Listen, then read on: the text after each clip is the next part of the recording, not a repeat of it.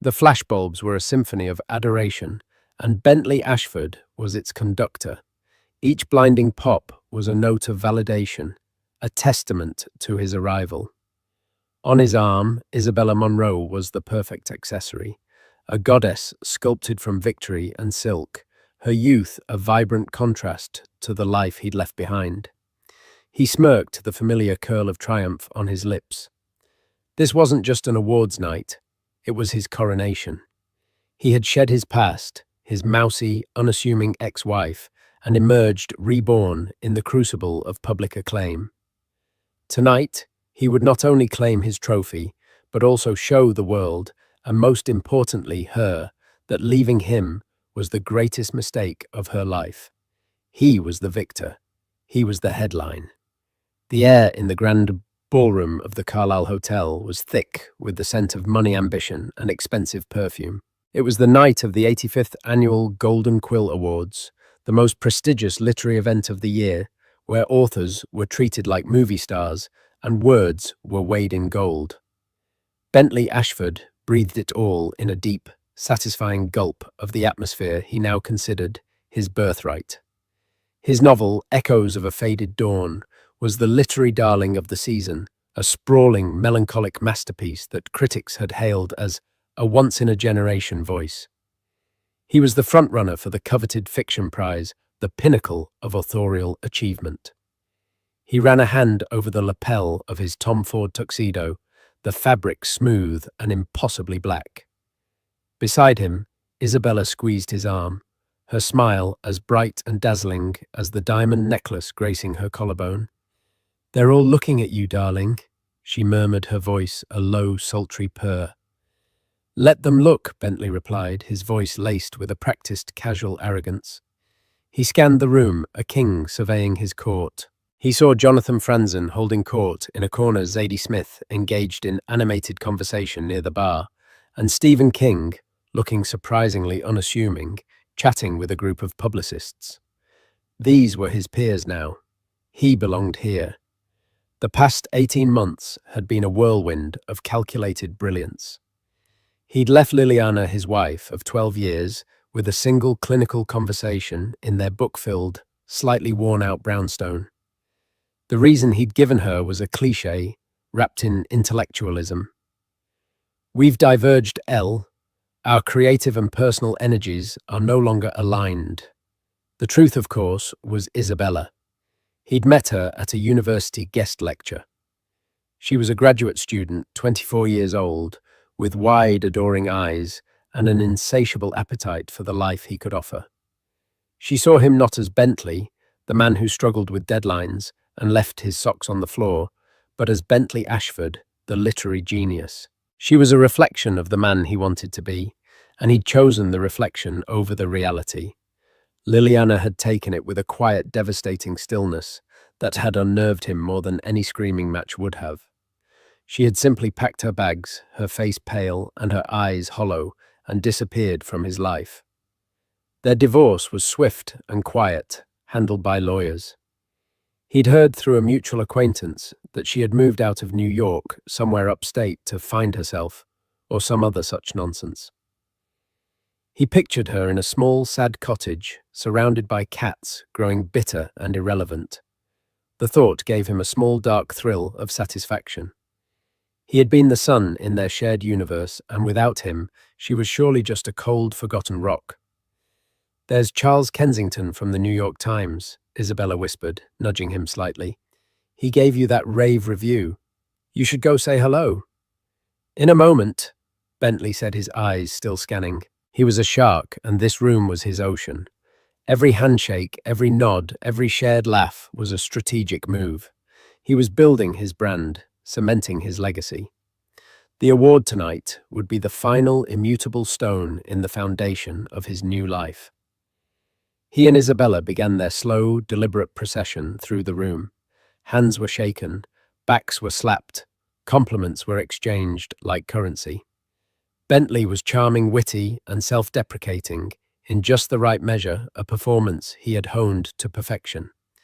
Isabella was his silent, beautiful echo, smiling graciously her presence a constant glittering reminder of his virility and success. "Bentley, my boy," a booming voice called out. It was Arthur Mason, his former father-in-law, and ironically, the head of the Mason publishing house, which had not published Echoes of a Faded Dawn. Arthur was a man built like a bulldog, with a gruff exterior that hid a shrewd business mind. "Arthur," Bentley said, his smile tightening almost imperceptibly. "Good to see you." Arthur's eyes flickered to Isabella a quick, dismissive glance before settling back on Bentley. "Quite a night for you. I read the book. Powerful stuff." "Thank you, Arthur. That means a lot."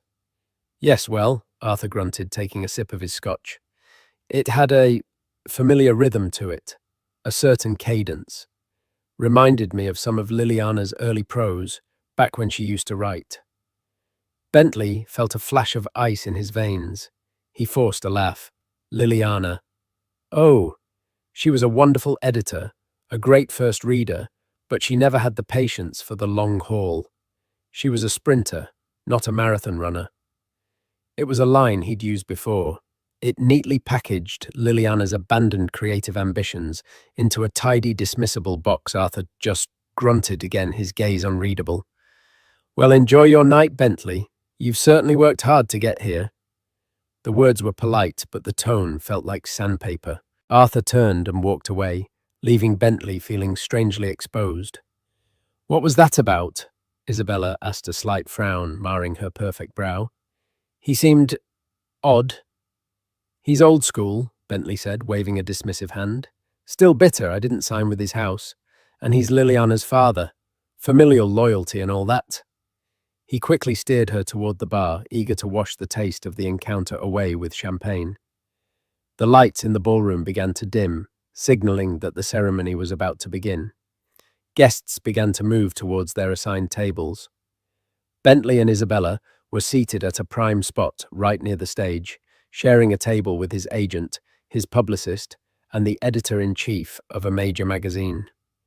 The buzz in the room was electric, a collective hum of anticipation. Bentley felt his heart begin to beat a little faster. This was it, the culmination of everything. He reached under the table and squeezed Isabella's knee. She looked at him, her eyes shining. "You're going to win," she mouthed. He knew she was right. He leaned back in his chair, a picture of confidence, and allowed himself a moment of pure, unadulterated triumph. He had it all: the woman, the fame, the masterpiece. He was untouchable. He thought for a fleeting second of Liliana in her sad little cottage. He hoped with a savage sort of pity that she was watching the live stream, that she was witnessing his ascent. He hoped it was destroying her. It was then that a subtle shift occurred in the room's atmosphere. A quiet murmur started near the grand entrance, a ripple that spread outwards table by table.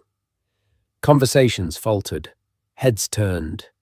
The focused energy of the room suddenly found a new, singular focal point.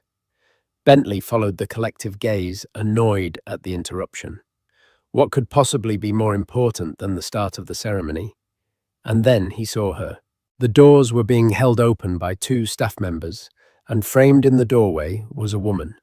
No, not just a woman. She was a vision. She wore a gown of midnight blue silk that seemed to drink the light falling from her shoulders in a cascade of liquid elegance. A constellation of sapphires and diamonds glittered at her throat. Her hair, which he remembered as a simple shoulder-length brown, was now a rich, dark auburn swept up in an intricate style that showcased the elegant line of her neck. But it was her face that made the air leave Bentley's lungs.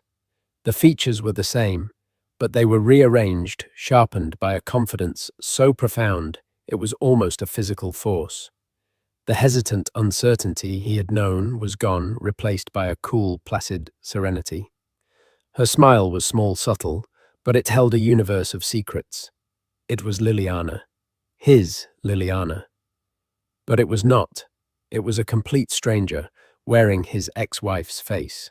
The room was filled with a stunned, reverent silence, punctuated by the frantic, sudden explosion of flashbulbs from the paparazzi who had scrambled back to the entrance. They had missed her on the red carpet, a cardinal sin they were now desperately trying to rectify. Bentley sat frozen, his champagne glass halfway to his lips. He felt Isabella stiffen beside him. Who is that? She whispered, her voice tight with a mixture of awe and dawning apprehension. Bentley couldn't answer. His throat was a desert. His world, so perfectly constructed, so solid and certain just moments before, had developed a hairline crack. And then he saw the man whose hand she was holding. He was tall, dressed in a bespoke suit that was the epitome of understated power. His face was sharp, intelligent, with piercing grey eyes, and a stillness that commanded attention more than any boisterous display ever could. Bentley recognized him instantly, not from literary circles, but from the covers of Forbes and the Wall Street Journal. It was Damien Blackwood, the Damien Blackwood, the reclusive, mysterious tech billionaire, the man who had revolutionized data encryption, who owned half of Silicon Valley, and whose net worth was a figure with so many zeros it seemed fictional. A man who never attended public events. Ever. And he was here at the Golden Quill Awards holding Liliana Mason's hand as if it were the most natural thing in the world. He leaned down and whispered something in her ear, and Liliana laughed. It wasn't the quiet, breathy laugh he remembered. It was a full, melodious sound that seemed to fill the sudden silence in the room. The crack in Bentley's world widened into a chasm. This was impossible. This was a hallucination. Liliana, his quiet, mousy, irrelevant Liliana with Damien Blackwood. The narrative he had so carefully written for himself, the story of his triumph and her lonely demise, had just been ripped to shreds in front of the entire world, and on the biggest night of his life. The maitre d', flustered and awed, rushed forward to greet the couple. As they were led into the room, every eye followed them. No one was looking at Bentley Ashford anymore. The conductor had lost his orchestra. The spotlight hadn't just moved, it had been stolen by a ghost from his past resurrected and shining with a brilliance he could never have imagined. The silence in the ballroom was a living thing, a palpable pressure that had replaced the earlier buzz of excitement. It was the kind of silence that follows a lightning strike when the world holds its breath, waiting for the thunder. Bentley felt it in his chest, a heavy, suffocating weight. His mind, usually a rapid-fire processor of wit and strategy, was a blank, static-filled screen. Liliana and Damien Blackwood moved through the room with an unhurried grace that only amplified their magnetic pull. They weren't just walking, they were gliding on a current of their own making.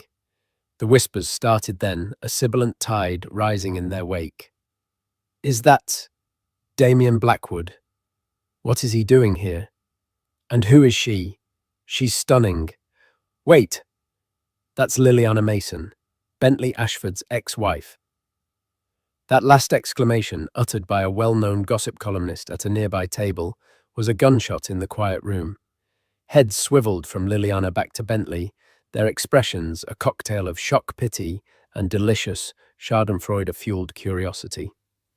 Bentley felt hundreds of pairs of eyes on him, dissecting his reaction. He felt his face flush a hot, creeping tide of humiliation. He was no longer the man of the hour. He was a spectacle, a supporting character in a drama he hadn't known was being written. Bentley, Isabella hissed, her voice sharp with panic. Her hand was gripping his thigh under the table, her nails digging into the fine wool of his trousers. What is going on? Why is she here with him? I don't know. Bentley managed to choke out the words, tasting like ash. He took a gulp of his champagne, but it did nothing to quench the fire in his throat. The maitre d' was leading Liliana and Damien to a table. Not just any table. It was a specially prepared table for two, placed in a prime location that hadn't been there 10 minutes ago. It was a power move so blatant and yet so elegant that it was breathtaking. They hadn't come to fit into the evening. The evening was reforming around them. Damien pulled out Liliana's chair, a gesture of old-world courtesy that seemed utterly natural. As she sat, her midnight blue gown pooling around her, she let her gaze drift across the room. For a brief, heart-stopping moment, her eyes met Bentley's. There was no anger in her look, no hatred, no pain. There was something far worse, a calm, dispassionate assessment, the kind one might give to a piece of furniture or a distant, uninteresting memory. In that single glance, she dismissed 12 years of their shared life. She saw him, the man who had shattered her heart, and she looked right through him as if he were made of glass. Then she turned her attention to Damien, a warm, genuine smile gracing her lips, and Bentley Ashford ceased to exist for her.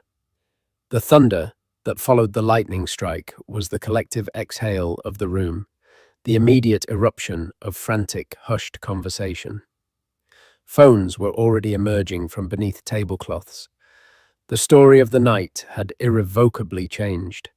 It was no longer Bentley Ashford, literary genius, poised to win, and it was now billionaire recluse Damien Blackwood makes shock public appearance with mystery woman, the ex-wife of his award-nominated rival. Bentley could already see the headlines, the salacious blog posts, the endless social media commentary.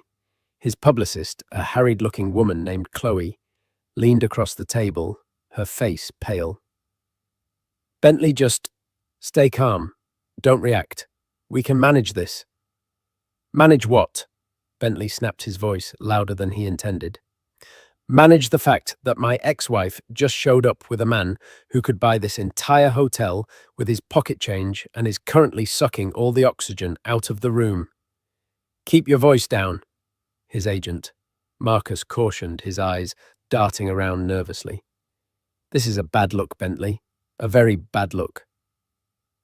Isabella was silent, her face a mask of confusion and betrayal.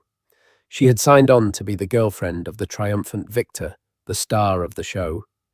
Instead, she was now the other woman, in a public humiliation. Her role had been downgraded from leading lady to a tawdry footnote. She looked from Bentley's angry, blotchy face to Liliana's serene, luminous one, and a flicker of something doubt, perhaps, or dawning comprehension crossed her features. The lights dimmed further, and a spotlight hit the stage. The host, a famous comedian known for his sharp wit, walked out to the podium. Good evening, ladies and gentlemen, and welcome to the Golden Quill Awards. We have a lot of literary talent in the room tonight, and apparently...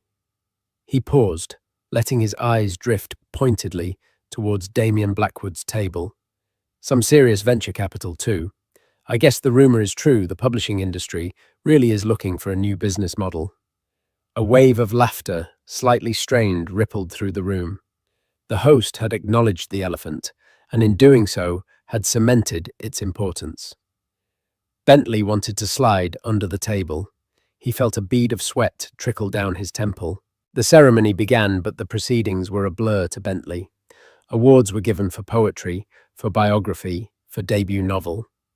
Winners gave heartfelt, emotional speeches, but the room's attention was divided. Every few minutes, a surreptitious glance would be thrown toward Liliana and Damien's table. They seemed oblivious, lost in their own world. They spoke quietly. He would occasionally reach across and touch her hand, and they shared a bottle of wine that had been brought specifically for them, its label one. Bentley had only ever read about. He couldn't focus. The words of the speakers turned into a meaningless drone. The applause was a distant roar. His mind was a maelstrom of rage, jealousy, and a terrifying, unfamiliar feeling of helplessness. How had this happened? The Liliana he knew was quiet, intellectual, and deeply insecure about her place in the world. She was the one who edited his manuscripts, who organized his research, who reminded him of appointments. She was the scaffolding that held up his genius essential, but meant to be unseen. The woman across the room was a different species entirely. She radiated a confidence that came from deep within, a self-possession that no amount of money or fame could buy. It was the one thing he could never give her, because his own confidence was a fragile construct built on external validation. He remembered her writing. Arthur was right. There was a cadence in echoes of a faded dawn that was hers. He'd always told himself he was simply inspired by her, that he was elevating her raw, unformed ideas into true art. He'd read her journals, her abandoned short stories, absorbing her unique way of seeing the world, of phrasing a feeling. He saw it as a collaboration, albeit an uncredited one. He was the artist, she was the muse. But now, looking at the woman she had become, a dark, venomous thought slithered into his mind. What if he had it backwards? What if he was the parasite and she was the host? He pushed the thought away violently. It was absurd. He was the genius. The critics had said so. The next award, the presenter on stage announced, is for the highest honor in American letters, the Golden Quill for fiction. This was it, the main event. Chloe put a reassuring hand on his arm. Breathe, Bentley. This is your moment. No matter what else is happening, this is yours. Bentley straightened his tie and tried to compose his features into an expression of humble anticipation. He felt Isabella's hand, cold and clammy, find his again. The nominees were read aloud. His name was last met with strong, enthusiastic applause, though it felt muted compared to the buzz that still surrounded Liliana's presence. The camera panned to his face. He smiled a tight, forced grimace he hoped looked genuine. The presenter, a celebrated actress with an Oscar on her mantle, tore open the envelope. The silence stretched thick and heavy. And the Golden Quill goes to... Bentley held his breath. His entire future, his entire sense of self, hung on the next few words. Catherine Park, for the last embers of winter. The world went white. For a moment there was no sound, only a high-pitched ringing in his ears. The applause that erupted for the other author felt like a physical blow. He saw Catherine Park, a quiet, unassuming woman in her late 60s, gasp and cover her mouth, tears welling in her eyes. Her table erupted in joy. His table was Sant. Chloe's hand fell from his arm. Marcus stared at the stage, his face grim. Isabella simply let go of his hand, her touch retreating as if he were suddenly contagious. Bentley clapped. He had to. He was on camera. The motion was mechanical, wooden. His face felt like a plaster mask that was about to crack. He had lost. On the night his ex-wife had returned from the dead to publicly humiliate him, he had lost.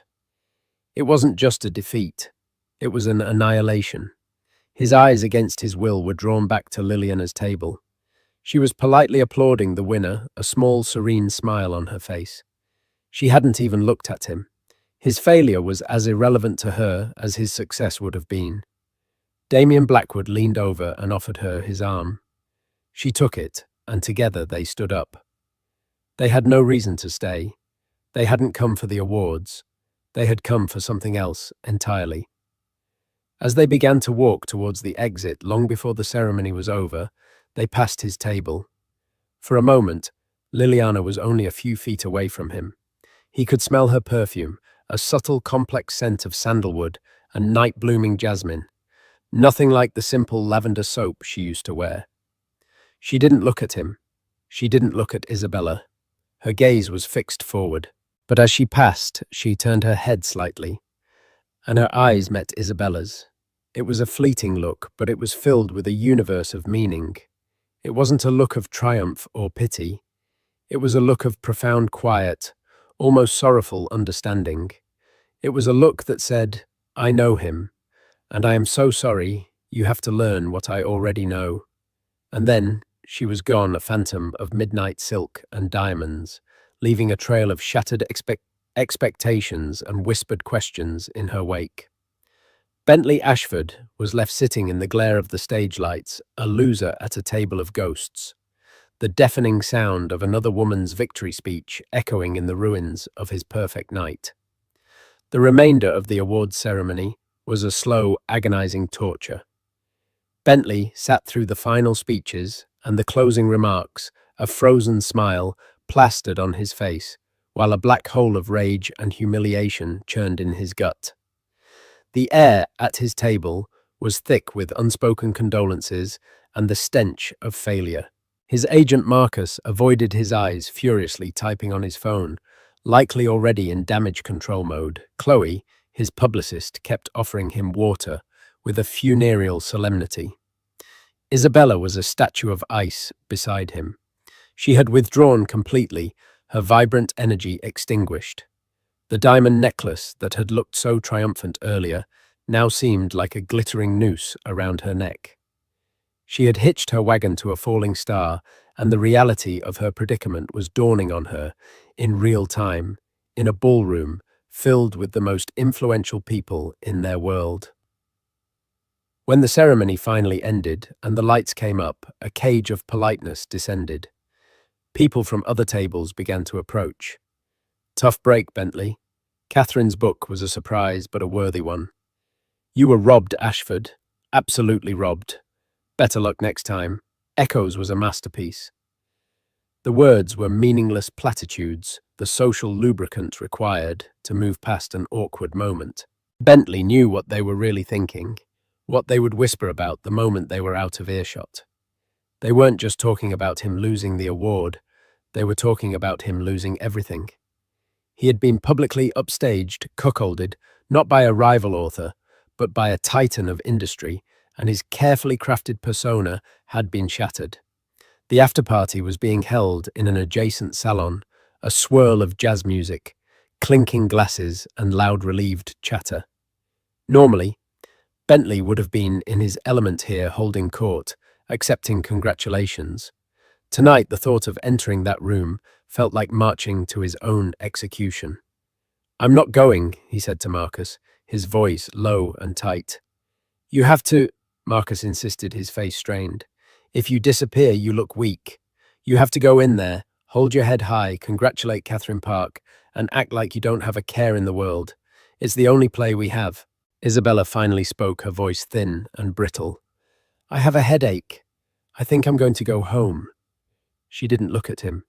She was already detaching, creating distance. "Fine." Bentley snapped his control, fraying. "Go." He didn't care. At that moment, she was just another part of the evening's spectacular failure. She flinched as if he'd struck her, then turned and walked away without another word, melting into the crowd, heading for the coat check. Her retreat was another public wound, another drop of blood in the water for the sharks to scent. Steeling himself, Bentley followed Marcus towards the after-party. As he stepped through the archway, a wall of noise and forced merriment hit him. He felt intensely conspicuous, as if a spotlight was following him, illuminating his shame. And then he saw them. They hadn't left the hotel. Liliana and Damien Blackwood were in a secluded alcove of the salon, speaking with a small select group of people. Bentley recognized them instantly. Michael Linton, the chairman of a major Hollywood studio, and Ari Emanuel, the notoriously powerful CEO of the talent agency WME. This wasn't a social call. This was a business meeting disguised as a casual chat. The sight sent a fresh wave of venom through Bentley's veins. It all clicked into place. This wasn't a random act of revenge. This was a strategic, calculated strike. She hadn't come here just to upstage him. She had used his night, the platform he had built, as a launchpad for her own ambitions. She was leveraging the attention, the buzz, the sheer shock of her appearance with Damien Blackwood to make deals with the most powerful men in entertainment. He couldn't stand it. The injustice, the sheer audacity of it was more than he could bear. His ego, bruised and bleeding, demanded action. He needed to reassert control, to puncture the serene, untouchable bubble she had created around herself. Ignoring Marcus's frantic whispered, "Bentley, don't!" He broke away and began to walk towards the alcove. As he approached, the conversation paused. 4 pairs of intensely powerful eyes turned to him. Michael Linton and Ari Emanuel looked at him with mild professional curiosity. Damien Blackwood's grey eyes were cool and unreadable, as impenetrable as a fortress wall. Liliana's expression was one of mild, weary surprise, As if she were spotting a persistent insect she thought she'd already swatted away. "Bentley," she said, her voice even.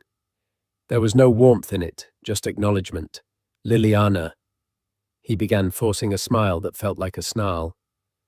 "I must say I'm surprised to see you. I didn't think literary awards were quite your scene anymore. I pictured you more upstate, with a garden." He gestured vaguely, trying to paint a picture of the quaint, irrelevant life he had imagined for her. Liliana's smile didn't waver. "People change, Bentley, and gardens require patience. It turns out my talents were better suited to a different kind of cultivation." Her eyes flickered briefly towards Damien and the other men. Bentley pressed on, fueled by a desperate need to land a blow. "And you've certainly found a powerful benefactor." He let the word hang in the air, weighted with insinuation. He glanced at Damien Blackwood, a direct challenge.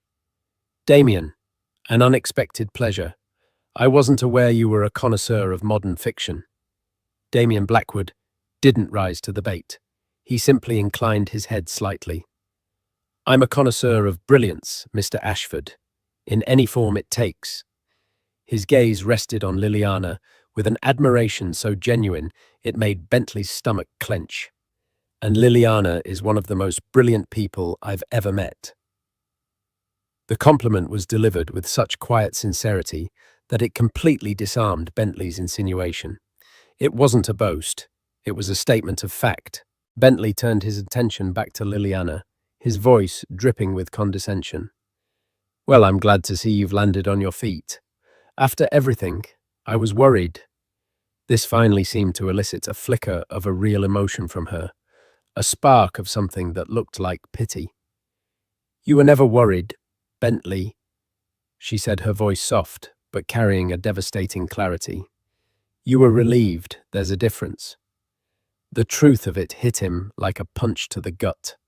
Michael Linton and Ari Emanuel were now watching the exchange with undisguised interest, their predator's instincts sensing a story far more compelling than any manuscript. "I only ever wanted what was best for you," Bentley lied, trying to regain his footing. "No," Liliana corrected him gently. "You only ever wanted what was best for you. You just needed me to believe it was for me. It was a neat trick. For a while." She paused, then delivered the killing blow, a verbal coup de grace. "The thing you never understood, Bentley, is that I wasn't the scaffolding holding you up. I was the foundation. And when I left, I took it with me. I just hope for your sake that what you built on top of it isn't as hollow as I suspect it is." Every word was a perfectly aimed dart.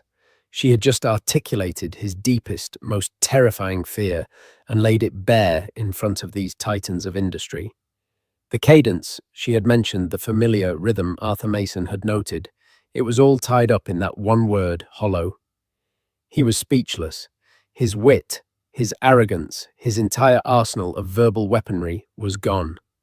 He was standing there, exposed and empty-handed. Damien Blackwood stepped forward slightly, a subtle but unmistakable move to end the conversation. "Gentlemen," he said to Linton and Emmanuel, his voice calm and commanding, "I believe we were discussing the film rights." Film rights. The words barely registered. "Bentley," Damien said, his grey eyes finally locking onto his with a chilling intensity. "Congratulations on your nomination. It's a significant achievement, to be recognized for your work." It was the most brutal insult of the night. The bland, polite, utterly dismissive congratulations of a superior being. He was swatting Bentley away, not with anger, but with indifference. He was dismissing him as a minor nuisance, a footnote to their far more important conversation. Bentley felt a hot flush of shame so intense it was dizzying. He had come over to reclaim his power to inflict a wound, and instead he had been dismantled piece by piece with surgical precision. He hadn't just lost the battle, he had been erased from the war. He mumbled something incoherent, a pathetic excuse for a retreat, and turned. As he walked away, he heard Ari Emanuel's distinct, gravelly voice pick up the conversation as if he'd never been there. So about the protagonist, Ari said. The story of a woman finding her voice after being silenced. It's powerful. We see a major star in the role. The narrative arc is incredible. Bentley froze. They weren't talking about his book. They were talking about hers, about her life, about the story he had tried so hard to erase. His humiliation was now complete. He was not only the villain in her story, he was a footnote in the lucrative deal being made about it. He stumbled through the crowd blind to the faces deaf to the music and fled the party, escaping into the cold, indifferent New York night. The next morning, Bentley awoke to the aggressive grey light of a New York hangover. His head throbbed in time with the city's distant sirens.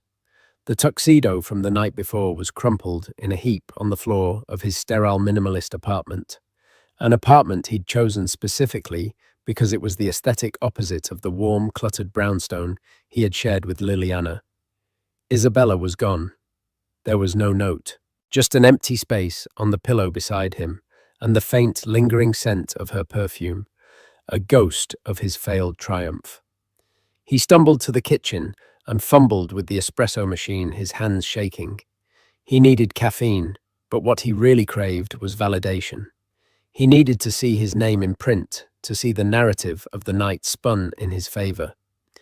Perhaps some critics would argue he was robbed. Perhaps the focus would be on his literary merits, not the red carpet drama. With a trembling finger, he tapped open the browser on his phone. The New York Times, the arts section. The headline was a punch to the face. Blackwood's surprise appearance at Golden Quills fuels Hollywood speculation.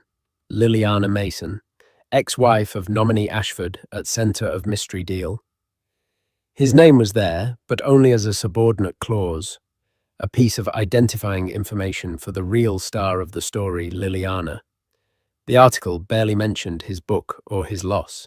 Instead, it was a breathless piece about Damien Blackwood's unprecedented appearance, accompanied by a stunning photo of him and Liliana.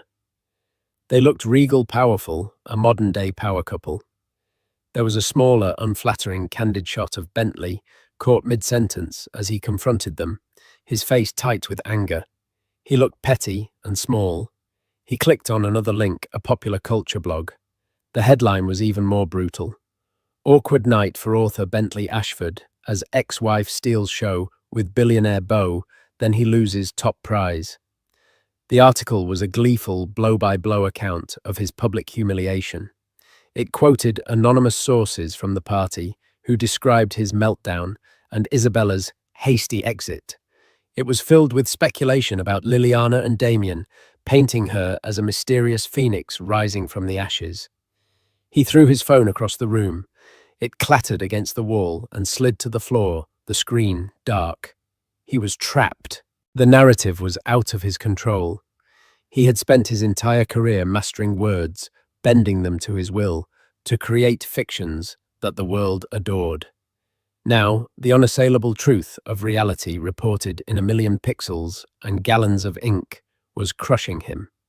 He paced the apartment like a caged animal, the silence pressing in on him. This was Liliana's doing. It had to be. This was her revenge, meticulously planned and ruthlessly executed. The quiet, mousy woman he thought he knew had been hiding a Machiavellian strategist. But a deeper, more unsettling thought gnawed at him. Liliana's words from the night before echoed in his mind. I was the foundation, and when I left, I took it with me. Hollow. The word clung to him. Driven by a masochistic impulse, he walked into his pristine office. The walls were lined with bookshelves, but they were mostly for show. The real work happened on his sleek iMac. On a stand beside it, propped up like a holy relic, was a hard copy of Echoes of a Faded Dawn. He picked it up.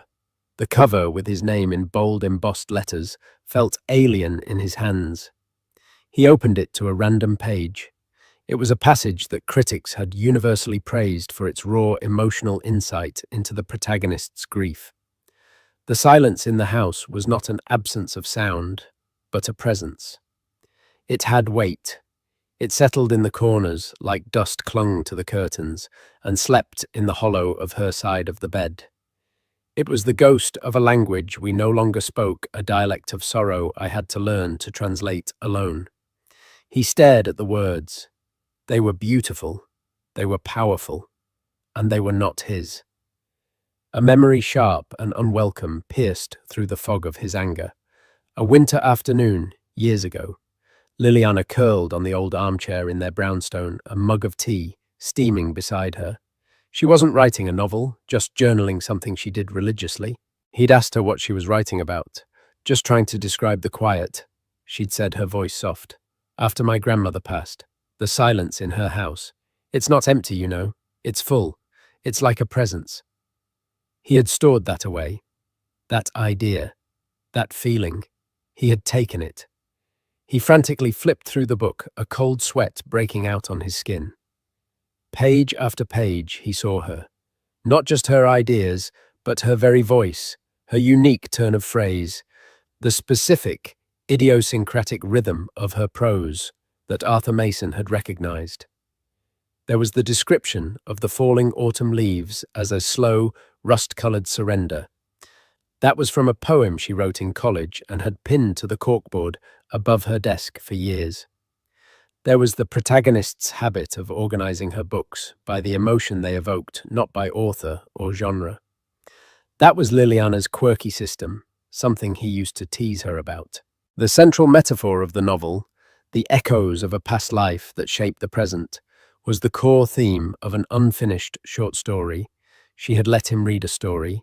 She had abandoned after he'd told her it was a little too sentimental, a bit naive. He had lied. He'd seen its potential, its power, and he had discouraged her so he could claim it for himself. He had convinced himself it wasn't theft. It was inspiration. It was alchemy. He was the genius who could take her raw, unrefined emotions and shape them into art. He was the sculptor, and she was the clay. But looking at it now, stripped of his self-delusion, he saw the truth. He was a plagiarist, not of another published author, but of a private life.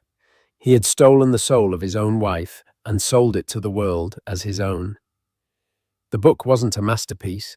It was a meticulously crafted forgery, hollow. The truth was a physical sickness. He stumbled to the bathroom and wrenched his body, trying to expel the poison of his own deceit. When he was done, he gripped the sink, staring at his reflection in the mirror. The man looking back at him was a stranger. His face, which yesterday had seemed handsome and successful, now looked gaunt and haunted. His eyes were filled with a desperate, panicked fear. He finally understood. Liliana's revenge wasn't the public spectacle at the awards night. That was just the opening act. Her true revenge was this moment, this private, solitary reckoning. She didn't need to expose him. She knew that his success was built on a lie so profound that it would eventually consume him from the inside out. She had let him build his gilded cage and then simply walked away, leaving him to realize he was trapped inside it alone. His phone buzzed from the other room. He ignored it. It buzzed again and again. A frantic, insistent rhythm, finally driven by a sliver of desperate hope that it might be Isabella calling to reconcile. He retrieved it from the floor. The screen was cracked, but it lit up with a string of texts from his agent Marcus. Call me now. A journalist just contacted me. A guy named Marcus Thorne. No, not me, another Marcus. He's asking about your early drafts. He's asking about Liliana's old writings. Someone talked Bentley. He says he has copies of her journals. Bentley, for the love of God, call me. What the hell is going on? The blood drained from his face. It wasn't just a private reckoning anymore. The ghost he had tried to contain within the pages of his book was breaking free. The foundation Liliana had taken with her was beginning to crumble, and the entire hollow edifice he had built was about to come crashing down on his head. Bentley awoke to the aggressive grey light of a New York hangover. The tuxedo from the night before was a crumpled heap on the floor of his sterile minimalist apartment. Isabella was gone. There was no note, only an empty space on the pillow beside him, a ghost of his failed triumph. He stumbled to the kitchen, his hands shaking, bypassing the espresso machine for his phone. He needed to see the narrative to find some spin that might salvage his pride. He found none. The headlines were a public execution. The New York Times, Blackwood's surprise appearance at Golden Quills. Fuels Hollywood speculation. Liliana Mason, ex-wife of nominee Ashford at center of mystery deal. His name was a footnote. A culture blog was more brutal. Awkward night for author Bentley Ashford as ex-wife steals show with billionaire beau, then he loses top prize. The article featured an unflattering candid of him confronting Liliana. His face tight with anger, making him look petty and small. He hurled the phone across the room, the clatter of its impact, a pathetic echo in the vast, silent apartment. The narrative was out of his control. He paced the room like a caged animal, Liliana's words from the party ringing in his ears. I was the foundation, and when I left, I took it with me. Hollow. The word clung to him. Drawn by a masochistic impulse, he walked into his office. There on its stand like a holy relic was a copy of Echoes of a Faded Dawn. He picked it up, the cover with his name in bold letters, feeling alien in his hands. He opened it to a random page, a passage praised by critics for its raw emotional insight. The silence in the house was not an absence of sound, but a presence. It had weight. It settled in the corners like dust.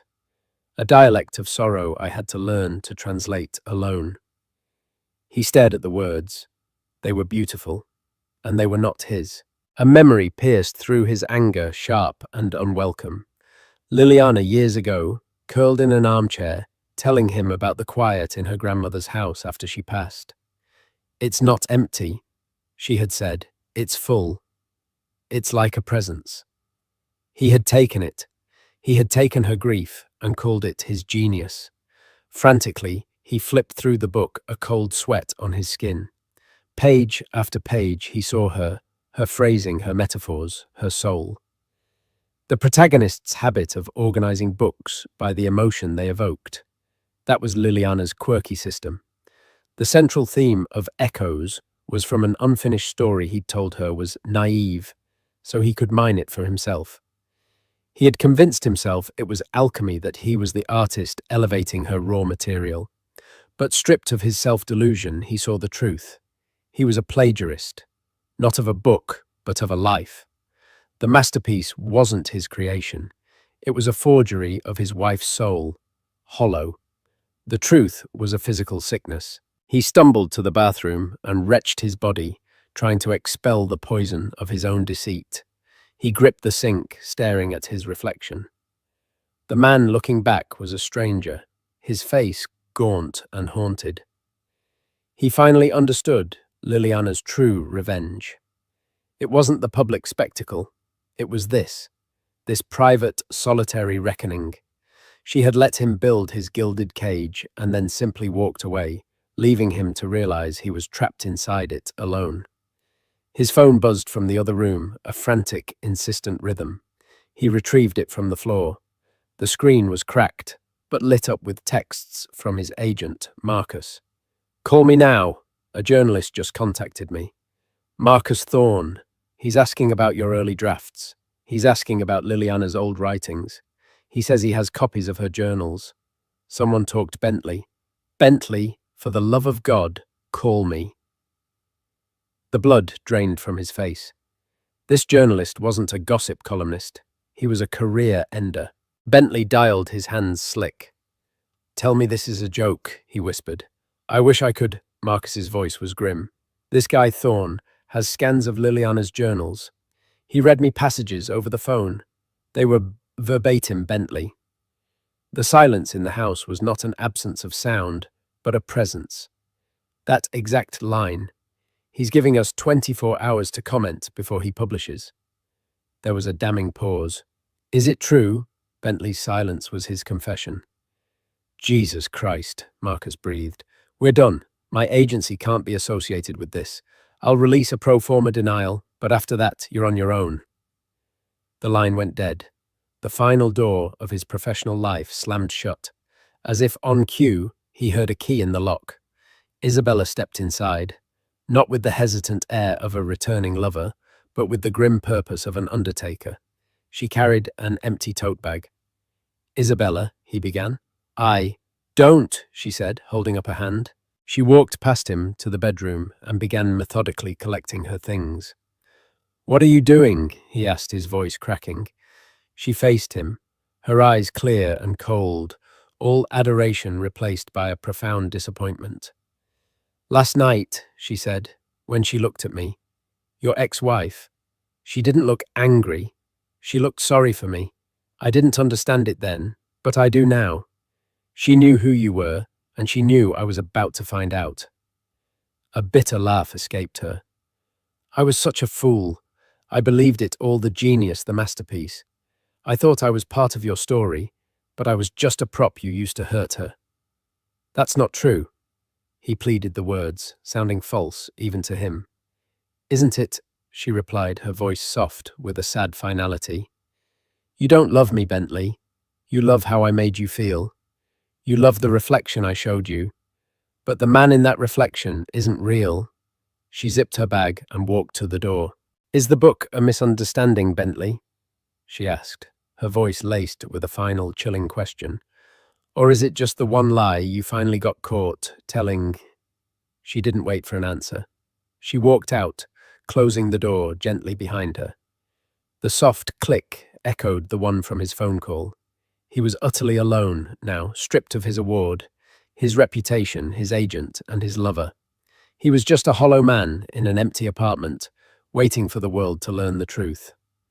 The story broke, not with a bang, but with the devastating precision of a surgeon's scalpel.